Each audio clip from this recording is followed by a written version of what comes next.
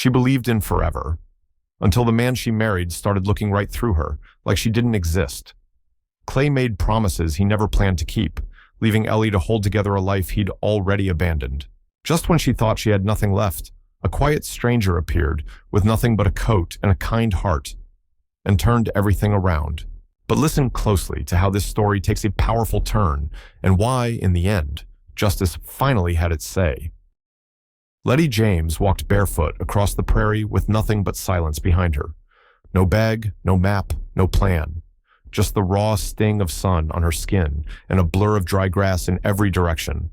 Her feet bled, but she didn't stop. Not after what happened. She hadn't always been alone. She had a son, Ty, 8 years old, smart, quiet, with a crooked smile she hadn't seen in weeks. They'd left in the dark, slipped out the kitchen door with one small backpack and the kind of fear you don't talk about. She thought they'd made it. But Clark found them. He took Ty, said she was hysterical, said she'd endangered the child. And because Clark owned land, knew people, and wore a tie in court, he won. No one cared what she said. No one listened to the bruises she didn't show. So Letty walked. 3 days, through fields and back roads, heading north toward a lawyer she once knew, someone who promised help. But the sun drained her strength. Her body gave out before the border. She dropped near a cattle fence, whispering her son's name like a prayer, knowing no one would answer. Then, someone did. A truck pulled over. A man got out. Quiet, broad-shouldered, cautious. "You breathing?" he asked. She nodded once. He took off his coat and wrapped it around her, lifted her gently, didn't ask for her story right away, just gave her water, drove her to town, found a clinic, paid in cash. His name was Jack McGraw, rancher, former military. Not the type to get involved, but he did. When Letty told him what happened, he didn't say, "That's awful." He said, "We'll fix it." Together they gathered records, statements, witnesses. The court in Kansas listened this time, and when the judge ruled in her favor, Letty barely had time to breathe before Ty ran into her arms. Now, she lives near Jack's ranch, nothing fancy, just space and quiet and safety. She works in town. Ty goes to school. Jack's still around, never demanding, never loud, just there. Every evening, when Letty stands on her porch and watches the wind ripple the grass, she remembers how far she walked. And she's still barefoot sometimes, but now, only because she wants to feel the ground beneath her. Letty Graham hadn't planned to run. She'd planned to leave the papers on the table, grab her duffel, and walk out before anyone noticed. But she never made it that far. Her husband, Dean, beat her to the truth. He'd read the message on her phone, the one she wrote to her sister, explaining that she was done pretending everything was okay, that she couldn't take one more day living in silence, while Dean smiled at neighbors like nothing was wrong. The message never sent. Dean had read it before she could delete it. He didn't yell. That wasn't his way. Instead, he told her to go, but Ty, their son, would stay. Said she could leave, but she wouldn't take his blood. And then he locked the door.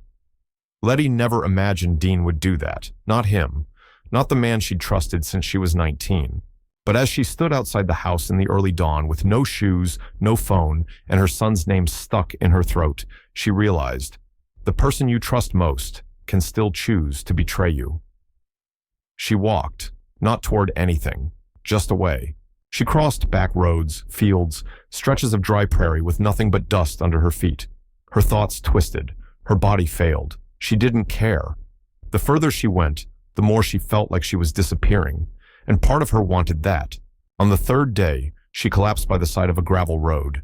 Her legs gave out, her skin raw from sun and wind. She had nothing left, and for the first time in her life, she let go. Not of Ty, but of herself. She expected silence, maybe sleep, but a pickup truck pulled over, engine humming low. A man stepped out, worn jeans, sun-darkened skin, steady hands. He crouched beside her without touching. "You all right?" he asked. When she didn't respond, he took off his coat and gently laid it across her shoulders. That was how she met Wade Keller. He didn't press. He offered water, a ride, a pause. At first, Letty refused. Then she nodded once. Wade didn't try to solve anything. But when she finally told him about Ty, about Dean, about the locked door, he listened like it mattered. And then he said, "That's not how family works." The words stuck with her. Wade brought her to a ranch near the state line, gave her space to stay. A friend of his, a retired attorney, helped her file a petition. They worked quietly, carefully, building the case. Letty gathered her courage like it was glass. Fragile, sharp, but real. When the court date came, Dean didn't expect her to show up, but she did. With evidence. With a voice. The judge ruled in her favor. Ty was returned to her custody. And Dean? He didn't fight, just looked down. Maybe he realized something too. Later, Letty would sit with Wade on the porch, watching Ty run through the field, laughing like he hadn't in months. She'd ask Wade why he helped. He'd shrug. Felt like the right thing to do. Letty never hated Dean. Not really. What hurt most wasn't what he did. It was that he believed he was right. That betrayal could wear the face of calm logic. But now she understood. Letting go wasn't weakness. It was what gave her the strength to begin again. And this time, she wasn't walking away. She was walking forward. Amelia Quinn thought she was finally safe. After days walking back roads in worn-out shoes in silence, a pickup stopped. The man behind the wheel offered her a coat, a warm smile, and a quiet place to rest. She hesitated, then nodded. He seemed kind, normal. After what she'd run from, that felt like a miracle. His name was Cole. He brought her to a ranch an hour out. Small, peaceful, removed from the noise of the world. He gave her food, a bed, told her to rest. "Take all the time you need," he said. For a few days, Amelia let herself believe it. Then she noticed the lock on the outside of her bedroom door, the way he avoided giving her a phone, how he'd deflect when she asked about town. The air shifted. So did her trust. One morning, while he was in the barn, she slipped out. No bag, no shoes, just the same coat he'd first wrapped around her. She ran until she collapsed by the roadside, her body trembling, unsure if she'd made a mistake all over again. That's when another truck pulled up. This man, older, quiet, didn't smile right away. He offered her water, a heavier coat, and a choice.